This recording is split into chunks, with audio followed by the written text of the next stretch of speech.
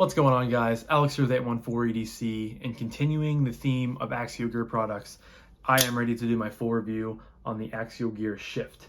Now, this is their fully made in the USA OTF, and it has been kind of gaining a lot of hype around the community within the last couple months for the price that they're producing them at and selling them at, and the different customization sort of properties that they are doing them at. And they recently just updated it. So jumping right into materials, you can obviously see this is a black aluminum chassis here, and the aluminum is very it's kind of like a matte aluminum, very soft to the touch. I like this from what I could tell and from what I've heard from others, because I've only handled one ProTech, and that was a Malibu, but people have said that this is very comparable to what ProTech does over there. And anytime you're comparing something that you're producing to ProTech, I think that's a great thing, because everyone knows and loves ProTech's quality. But this is the black one. They also have one in red, OD green, like a royal blue, a tan, and then they recently came out with teal, purple, and orange as like a new wave of colors. And then this is in the dagger blade, and they also have it in a drop point, or sorry, not a drop point, a clip point, and a Warncliffe, which is really cool. You don't see that in OTFs very often, so I think that's really unique.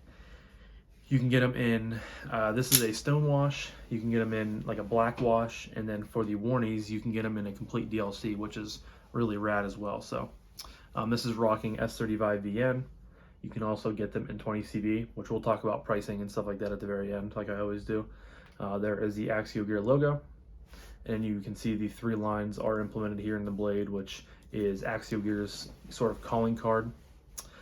This is not a double-edged dagger blade, but it's interesting because like the bevel is like sharpened into the top, but it's not sharp enough to cut you. Like you could use this, it's sharp enough to, like, whenever you first put your thumb on it, you're like, oh, that's like, is that sharp? But then once you feel it more, you realize that it's not. And you could use this as like a place to put your thumb if you're doing cuts. If you were really torquing down and doing something, trying to push through material really hard, it might not be the most comfortable thing in the world, but it's not going to cut you.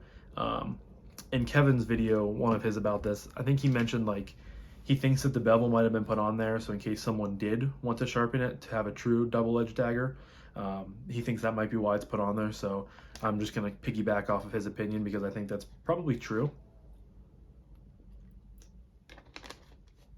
But this is the first, I believe, dagger blade that I've handled, because the other OTFs that I had, so I had Kevin's Bounty Hunter, UTX-85, which I think had a Tanto, and then I had a UTX-85 that I bought on my Nashville vacation last summer that also was in a Tanto blade, and then Kevin sent me his Guardian Tactical Recon 035, which I think was also in a Tanto blade. So this is my first drop point, I keep saying drop point, my first dagger blade. So it's really cool. I mean, this is kind of a, like, this is sort of a traditional, like, whenever you think of OTF, you kind of think of dagger style blade right away, at least I do. And I will say that the thickness behind the edge is pretty tough, but obviously I don't think you're going to be buying this for, slicing through things like processing cardboard. Yeah, it's going to be fine at like opening Amazon packages and cutting tape and stuff like that. But if you're going to go out and process like 10 boxes of cardboard, you're probably not going to pick this. I'm sure some people do, but it would not be, in my opinion, the best tool for that. And dagger style blades are not really meant for those type of purposes. They are kind of meant and sort of directed, I believe, in like a self-defense method, because like you're gonna be just, it's a point, and then it has supposed to be 2 edges on both sides, so like you're gonna be stabbing into stuff, not slicing through stuff. So but aesthetically I think it looks really good. You have a sort of stonewash hardware here with the actuator, all the body screws, and the puck clip. And then 2 of the biggest changes that they made was on the first original sort of version. Instead of this being a symmetrical back here, they had one end being on like a slant. So think of like a right triangle. It was kind of like that. And then you could reverse the pocket clip, but you had to reach out to them and they had to send you like a lefty or a righty clip. Well, probably a lefty because most people are righties that are getting these in. But with this one, they made it fully deep carry, which is awesome. It goes pretty much to the butt end of the knife. So this thing rides super well in the pocket. And this is super easy to, this works lefty and righty. So you don't have to contact them. You don't have to, reach out to get a lefty clip. And the symmetrical back here helps with the blade to handle ratio, which is another thing that people kind of harped on them about because it looked kind of weird. So overall, I think the new updated version looks super clean. I really like the bottom here, how it just kind of has like these, two slants, and it looks really clean. It looks really well done, and it's cool because this is what everyone wanted that had the original version. They wanted them to make updates. They wanted them to make revisions to it. And sorry guys, if you guys can hear that, that is thunder outside my window right now. It's kind of storming here. But that's what people wanted them to do. And it's cool because they listened to their customers, and they made a already good knife much better in my opinion. So I don't think I'm missing anything for materials. Obviously this is a stone wash blade. I think I already mentioned that, but yeah, I think that's all for materials. So we'll jump right into action. So again, this is an OTF. So it is very fun in the kind of fidget realm, very fun to play with. With the actuator, you have, it's like any other actuator, you have steps up to the top.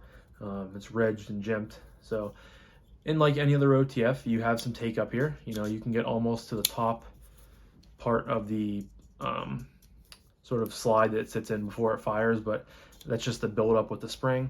You get to the breaking point and it fires out. Super nice and clean.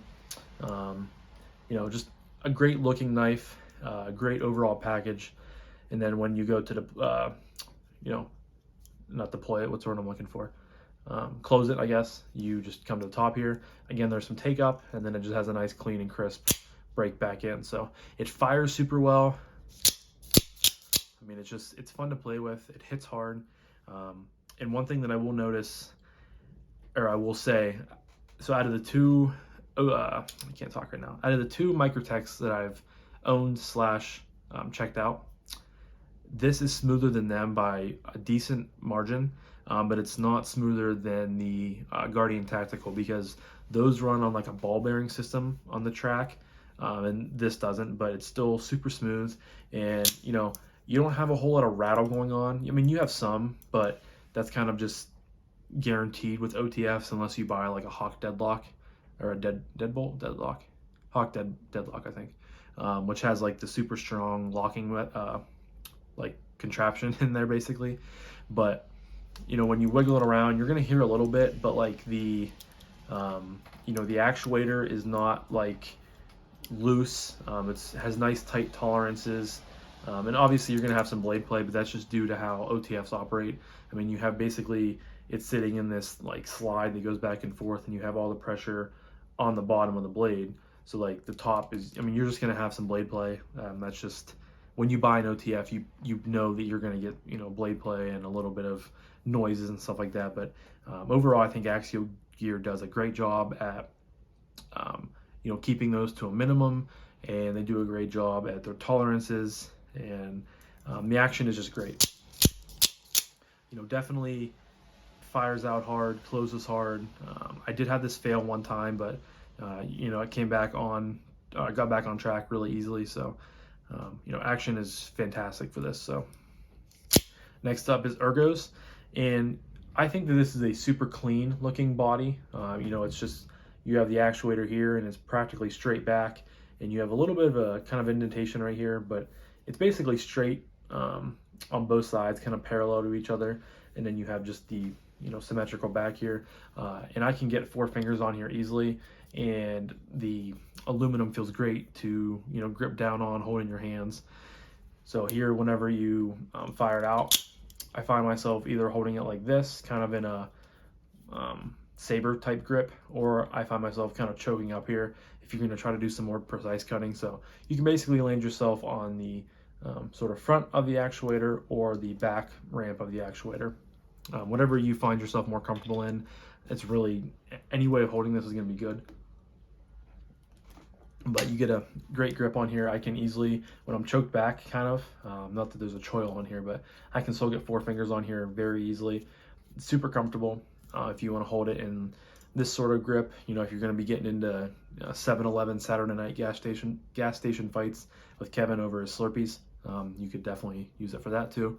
But you know, reverse draw cuts, really any grip you hold it in, it's gonna feel great because it's, you know, very symmetrical, very just utilitarian, you know, very straight, not a whole lot going on, which in my opinion is good, and is, you know, sort of favored towards being comfortable and having great ergos. So ergos are fantastic.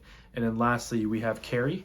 And I did mention that they updated the pocket lip to make it a full, true deep carry, you know, experience that goes to the butt end of the knife. And this thing carries so well. It just slides down in your pocket. Yes, you do have the actuator over here of the slide that you could get caught on if you like are really digging down deep in your pocket and you have to brush up against it with some force. Yes, you are going to, you know, get your hand, I wouldn't say stuck on it, or, you know, just in contact with it, I guess is a better term, because anytime I've done that, I have just bounced right off of it and come back up out of my pocket. So, and I've said before, the only thing I carry in my front right pocket is a knife and my phone, so I'm not down digging for, you know, change or chapstick or anything like that. So I don't have those experiences that much, but if you are the type of person to just throw a bunch of stuff into the bottom of your pocket, you know, same pocket that you're carrying a knife in, you might have those issues, but, you know, very similar to any other OTF. You know, if you've carried one OTF, then it's gonna, you know, pretty much be the same experience of this once it's in pocket and your hand is in the pocket. So one thing I did forget to mention is that here is the American flag stamped on there. I should have mentioned that earlier in the video, but I forgot. So, but that leads me to my final category of price point and what I recommend this knife. So currently on the Axial Gear website, the black version with the, let me find it here, the double edge S35VN Stonewash is going for $229. From what I've seen, most of the versions go from $230 to $240. If you're going to be spending a little bit more on like the Wharncliffe CPM 20CV, and DLC actually goes for $250. So anywhere from $220 to $250, that seems to be the price range. The warnings are a little bit more expensive, and then if you want DLC, it's going to be a little bit more expensive too. But you know, like I said, they have all the different colors. They have red, black, blue, OD green, tan, purple, teal, and orange on the website, and then you can mix and match them with 3 different styles of blades, 2 different steels, and a DLC stone wash and a black wash option. So you have a lot of different customization, a lot of different options you can choose with. I mean, if you wanted a teal stone wash dagger blade, you can get that. If you wanted a green DLC coated Wharncliffe, you can get that. And it's super cool. You know, sometimes with them gaining more popularity, it is a little bit harder to find stuff in stock regularly on the website. I've been on numerous times, and the knife that I would buy, or the version that I would buy, is going to be out of stock, and that's due to them, you know, getting more retailers, you know, sort of in partnership with them. But definitely check the website, which I will leave a link down below specifically to this version, and then from there you can check out all the customization options and all the different ways you could basically style your own knife. But you can use Kevin, Jake, Chris, or Cole. So Left EDC, Grady's Gear, Bearded Gear, and Tri-State EDC, excuse me. They all have a 10% coupon code. If you're interested in those, go look on their channels, because I can't remember them all off the top of your head, or top of my head. Besides Lefty 10, because Kevin's code is Lefty 10 for everything. But you can use one of their codes to get 10% off, saves you some more money. So if you're looking for this version, this is $230. With their code, it'll get you down around $200, which for an American-made, you know, really well done, nice materials, you know, good action OTF, I think that's a great deal. I have kind of made up my mind that if I do want an OTF, which eventually I want to have at least one in the collection, because, you know, what's a knife collection if you don't have at least one OTF? I will definitely be supporting Axial Gear. Not that I don't like Microtech, but, you know, they have their business already. They have an established customer sort of support and everything like that, and they're never going to be hurting for money. Not that Axial Gear, I don't think either is or will either, but I would just like to support a sort of smaller company that is still growing and that is still sort of getting their name out there, and their product is just really good. So I highly recommend these. They're just fun. Some people view OTF as kind of a toy in the knife world, toy in quotes, but and I kind of do too, because that's why I'm not going to collect 17 million different versions of an OTF. I'm fine if I have one or two in the collection, just because for one, they're still illegal in Pennsylvania, which I think is stupid law, but I think they're sort of working towards changing that and making OTFs and automatics legal, which is awesome. But yeah, so long story short, this is a great knife. I would highly recommend it.